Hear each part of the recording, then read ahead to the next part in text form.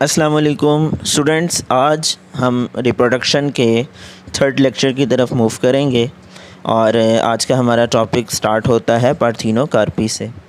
یہ اے sexual reproduction کی ایک قسم ہے کہ جس میں ود آؤٹ فرٹیلائزیشن اووری فروٹ میں تبدیل ہو جاتی ہے۔ بعض کیسز میں فروٹ ڈیولپمنٹ کا عمل فرٹیلائزیشن کے بغیر ہوتا ہے اور بیج بننے کی ضرورت محسوس نہیں کی جاتی۔ مثال کے طور پر بنانا، پائن ایپل اور اورنجز اور گریپس کی کچھ ورائٹیز میں بیج نہیں بنتے ہیں۔ ایسی ڈیولپمنٹ پارتھینوکارپی کہلاتی ہے اور اس کی وجہ ہارمونز میں امبیلنسنگ کا ہو جانا ہے۔ عموماً آکسن کا زیادہ ہو جانا ان اووریز میں پارتھینوکارپی کی وجہ بنتا ہے۔ بعض اوقات اس کو مصنوعی طریقے سے بھی انٹروڈیوس کروایا جاتا ہے تاکہ صنعتی مقاصد حاصل کیے جا سکیں اور کچھ خاص قسم کی پروڈکٹس کو سیڈ لیس فارم میں ڈیولپ کر کے زیادہ اچھے معاشی فوائد حاصل کیے جا سکیں۔ مثال کے طور پہ ٹومیٹو اور پیپر میں بیج کم کرنے کے لیے آکسنز ڈالے جاتے ہیں۔ اسٹوڈنٹس، اس کے بعد نیکسٹ ٹاپک سیڈ ڈورمنسی کا ہے، اور ڈورمنسی کہتے ہیں پیریڈ آف ان ایکٹیویٹی کو، اور یہ خاص قسم کی ریسٹ کی حالت ہے جو پودے کو نئے بننے والے ایمبریو سے بننے والے پودے کو لمبے عرصے تک سروائیو کرنے کے قابل بناتی ہے۔ اور سیڈ ڈورمنسی کا عمل کب ہوتا ہے؟ جب فیوریبل انوائرمنٹ موجود نہ ہو، مثال کے طور پہ پانی کم ہو یا ٹیمپریچر کم ہو۔ ریسٹ پیریڈ کے دوران ایمبریو اپنی ایکٹیویٹیز کو لمیٹائز کر لیتا ہے، اس میں گروتھ کا عمل رک جاتا ہے، اور یہ بہت زیادہ اہمیت کا حامل ہے پودے کی بقا کے لیے۔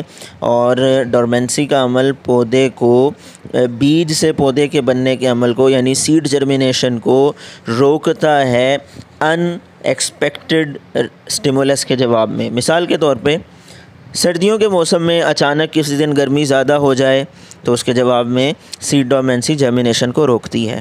جرمینیشن یا نارمل گروتھ کے دوبارہ سے شروع ہونے کے عمل کے لیے ایک ڈورمنٹ ایمبریو کو کچھ کمبینیشنز آف انوائرمنٹل چینجز کی ضرورت ہوتی ہے جو کہ بہت زیادہ پریسائز اور سرٹن ہوتے ہیں، اور یہ اس لیے ہوتا ہے تاکہ کسی بھی ایکسیڈنٹل سٹیمولس کے جواب میں جرمینیشن کا عمل روکا جا سکے جو کہ بعد میں جان لیوا ثابت بھی ہو سکتا ہے۔ اسٹوڈنٹس، اس کے بعد نیکسٹ ٹاپک ہے فروٹ سیٹنگ اور فروٹ رائپننگ، پھل کا لگنا اور پھل کا پکنا۔ جرمینیٹنگ پولن گرین نہ صرف ایک اہم سٹرکچر ہے جو کہ گیمیٹ کے محفوظ منتقلی کو ممکن بناتی ہے اور فرٹیلائزیشن کو یقینی بناتی ہے، بلکہ اس کے ساتھ ساتھ یہ آکسنز کا رچ سورس بھی ہے۔ اور صرف یہ خود آکسن کا رچ سورس نہیں، بلکہ یہ اسٹائل اور اووری کے ٹیشوز کو بھی سٹیمولیٹ کرتی ہے کہ وہ مزید آکسن پروڈیوس کریں۔ آکسن کیا ہے؟ آکسن ایک گروتھ ہارمون ہے جو پودے کی نشوونما میں مدد دیتا ہے، اور یہ پھلوں کے لگنے کے لیے بنیادی ضرورت ہے۔ آکسن بیسیکلی اووریز کو ریٹین کرتا ہے، گرنے سے بچاتا ہے کہ جنہوں نے پکنے کے بعد فرٹیلائزیشن کے بعد پھل میں تبدیل ہو جانا ہے۔ ریٹینشن کا مطلب برقرار رکھنا ہوتا ہے،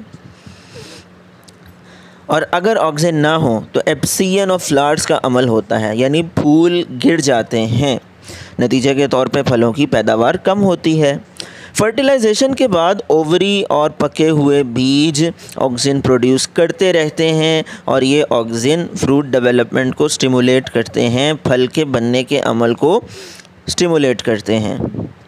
ڈیولپنگ سیڈ نہ صرف آکسن جبریلن کا رچ سورس ہیں بلکہ اس کے ساتھ ساتھ ان میں سائٹوکائننز بھی پائے جاتے ہیں، اور یہ تینوں اسٹوڈنٹس گروتھ ہارمونز ہیں، پودے کی نشوونما میں اپنا کردار ادا کرنے والے کیمیائی مادے ہیں۔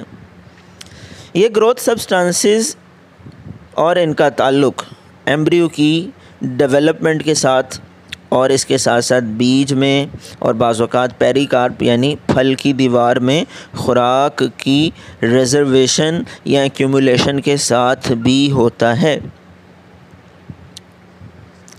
فروٹ رائپننگ کا عمل اپنے ساتھ ریسپیریٹری ایکٹیویٹی کو بھی انہینس کرتا ہے، اور جب فروٹ رائپننگ کا عمل ہو رہا ہوتا ہے ریسپیریشن بوسٹ کر جاتی ہے، اور اس کو ہم نام دیتے ہیں burst of respiratory activity called کلائمیٹرک۔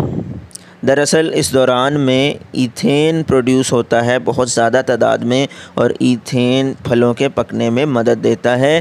Recall your memory, آپ لوگوں نے 10th کلاس میں کیمسٹری میں یہ پڑھا تھا کہ ایتھین آرٹیفیشل رائپننگ میں بھی ہیلپ کرتا ہے۔